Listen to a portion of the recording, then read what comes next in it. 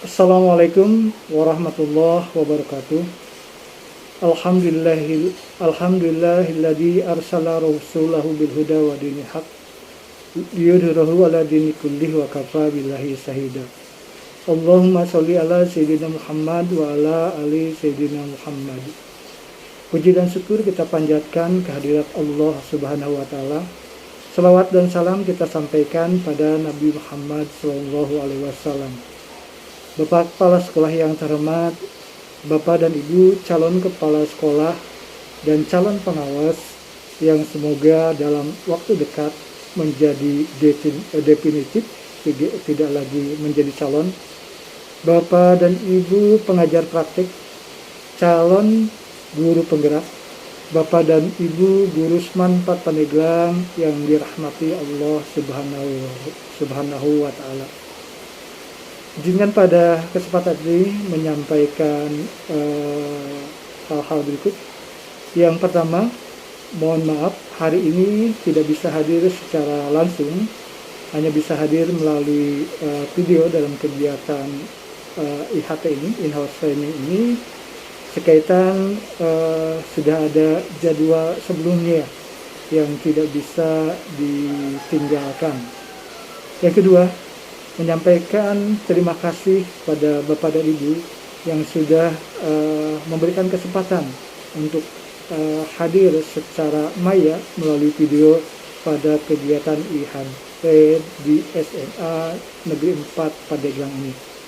Yang ketiga, Bapak dan Ibu pada kegiatan IHT ini izinkan menyampaikan secara selintas beberapa hal sekaitan dengan paradigma baru pembelajaran atau pendidikan di Republik ini, sekaitan dengan kompetensi kepala sekolah, guru, dan kompetensi pengawas sesuai dengan paradigma yang terbaru.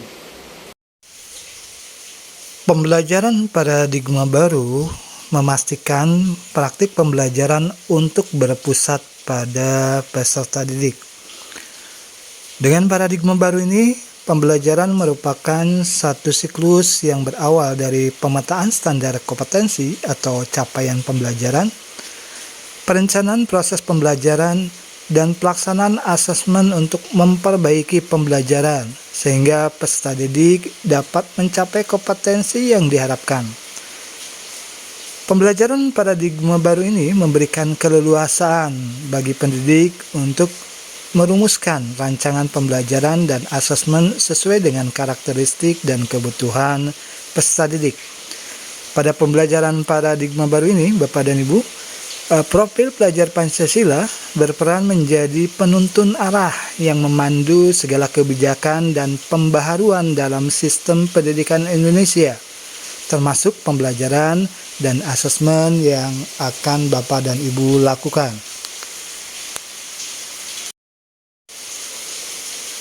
Pembelajaran dengan paradigma baru ini dirancang berdasarkan prinsip pembelajaran yang terdiferensiasi sehingga setiap siswa belajar sesuai dengan kebutuhan dan tahap perkembangannya. Arah dari capaiannya adalah profil pelajar Pancasila. Profil tersebut yaitu beriman kepada Tuhan Yang Maha Esa dan berakhlak mulia, berkebinekaan global, bergotong royong, kreatif, bernalar kritis, dan mandiri. Capaian ini diantaranya dipelajari melalui program intrakurikuler berupa pembelajaran terdiferensiasi, capaian pembelajaran yang disederhanakan, kemudian siswa memiliki cukup waktu untuk mendalami konsep dan menguatkan kompetensi, dan guru leluasa memilih perangkat ajar sesuai dengan kebutuhannya. Kemudian profil pelajar Pancasila ini juga dipelajari melalui program kokurikuler berupa lintas mata pelajaran, berorientasi pada pengembangan karakter dan kompetensi umum, kemudian pembelajaran interdisipliner di luar kegiatan kelas, melibatkan masyarakat, dan muatan lokal dikembangkan sesuai dengan isu nasional dan global. Sekaitan dengan pembelajaran dengan paradigma baru tersebut, penguatan yang dilakukan oleh pemerintah adalah dengan menyelenggarakan yang namanya sekolah penggerak. Sekolah penggerak ini harapannya adalah menjadi katalis untuk mewujudkan pendidikan Indonesia. Sekolah penggerak ini berfokus pada pengembangan hasil belajar siswa secara holistik untuk mewujudkan profil pelajar Pancasila. Dan ini diawali dengan adanya sumber daya manusia yang unggul, yaitu adanya kepala sekolah dan guru yang unggul untuk berfokus pada pengembangan hasil belajar siswa yang holistik. Program sekolah penggerak terdiri dari 5 intervensi yang saling terkait dan tidak bisa dipisahkan untuk mewujudkan profil pelajar Pancasila.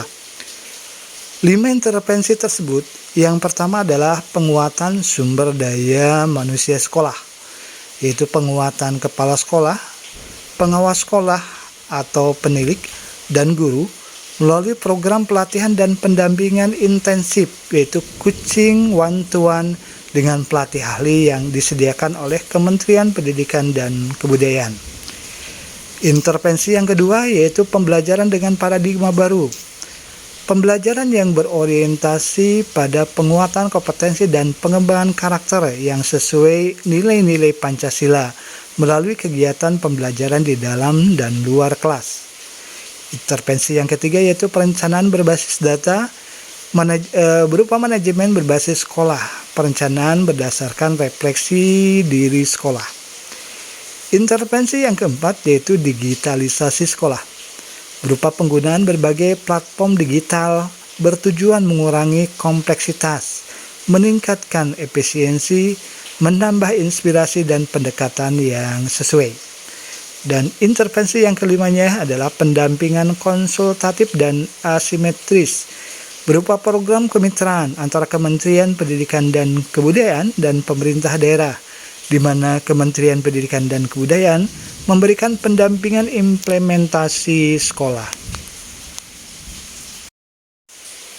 Untuk mewujudkan visi Kementerian Pendidikan 2020 sampai dengan 2024, selain menyelenggarakan program sekolah penggerak, pemerintah juga menggulirkan kebijakan tentang guru penggerak.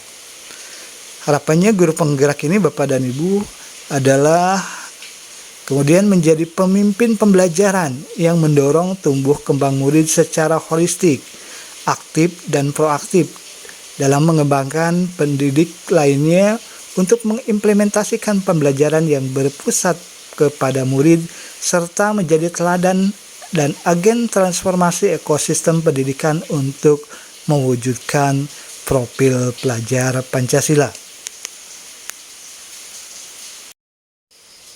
Seperti halnya program sekolah penggerak, guru penggerak pun berupaya untuk mewujudkan transformasi pendidikan sesuai dengan visi Kementerian Pendidikan dan Kebudayaan 2020-2024. Transformasi ini dilakukan dengan cara calon guru penggerak atau guru penggerak bermitra dengan kepala sekolah dan pengawas sekolah. Kemitraan dengan kepala sekolah ini dilaksanakan untuk melakukan transformasi perubahan pendidikan di sekolah. Karenanya, kepala sekolah wajib memfasilitasi dan mendukung proses belajar calon guru penggerak atau kegiatan yang dilakukan guru penggerak untuk mengupayakan terwujudnya merdeka belajar di sekolah. Kemitraan calon guru penggerak atau guru penggerak dengan pengawas sekolah yaitu mitra belajar dan transformasi perubahan pendidikan di wilayah binaan pengawas tersebut. Karenanya pengawas sekolah ini menjadi mitra calon guru penggerak atau guru penggerak dalam mengantisipasi program-program pengembangan guru di wilayah binaan pengawas tersebut. Bapak dan Ibu yang terhormat, hari ini Kepala SMA Negeri Pandeglang memfasilitasi teman-teman calon guru penggerak untuk melakukan transformasi pendidikan di SMA Negeri 4 Pandeglang dalam bentuk kegiatan in-house training.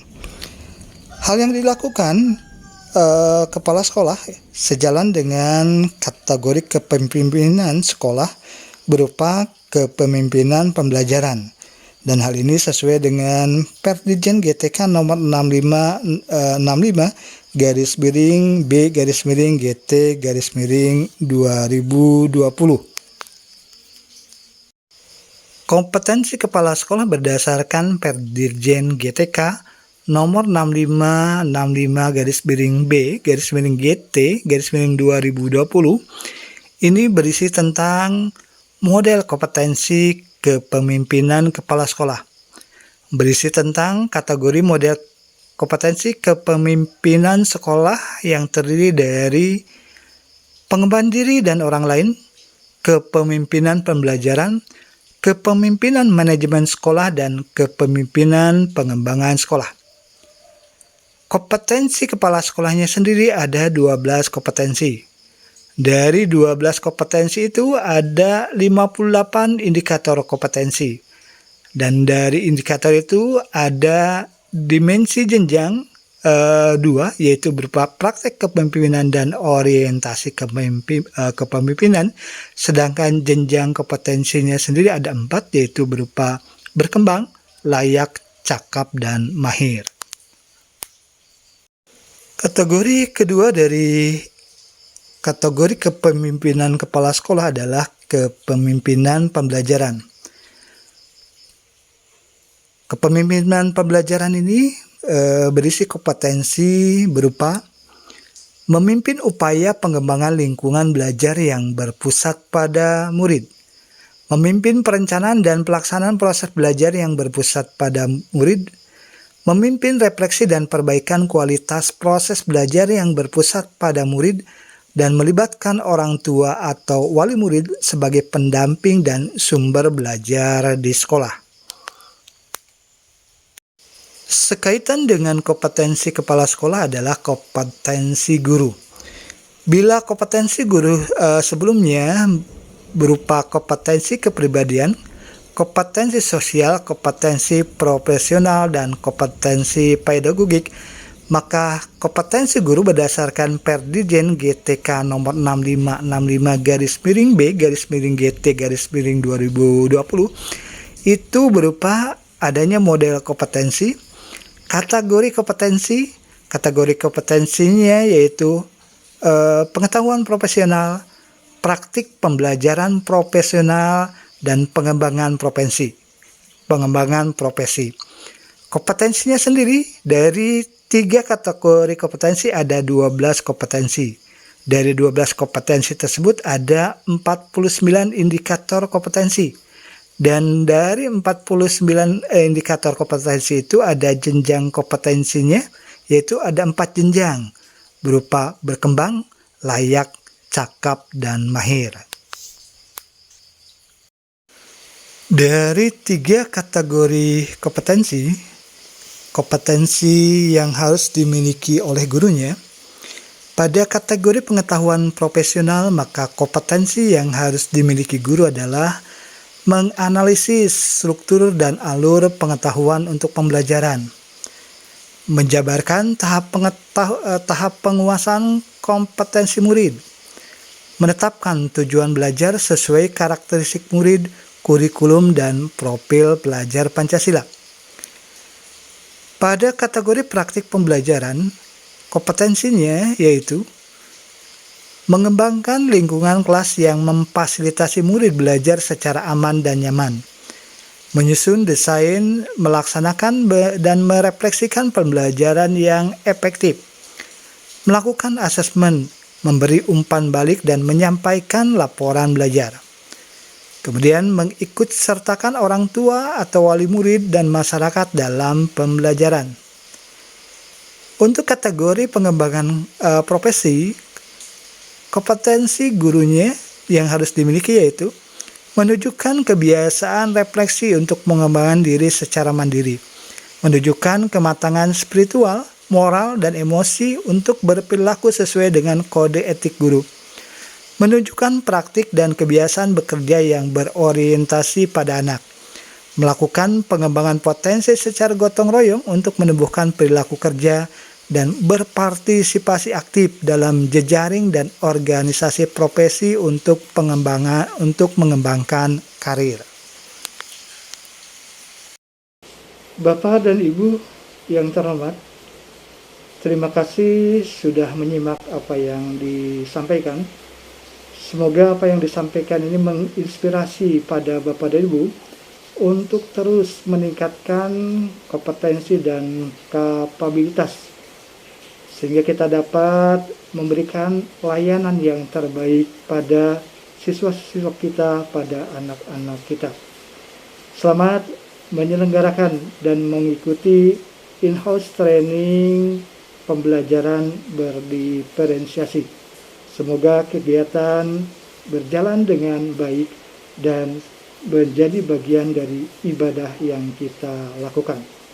Terima kasih Bapak dan Ibu sekali lagi. Mohon maaf bila ada salah dan keliru.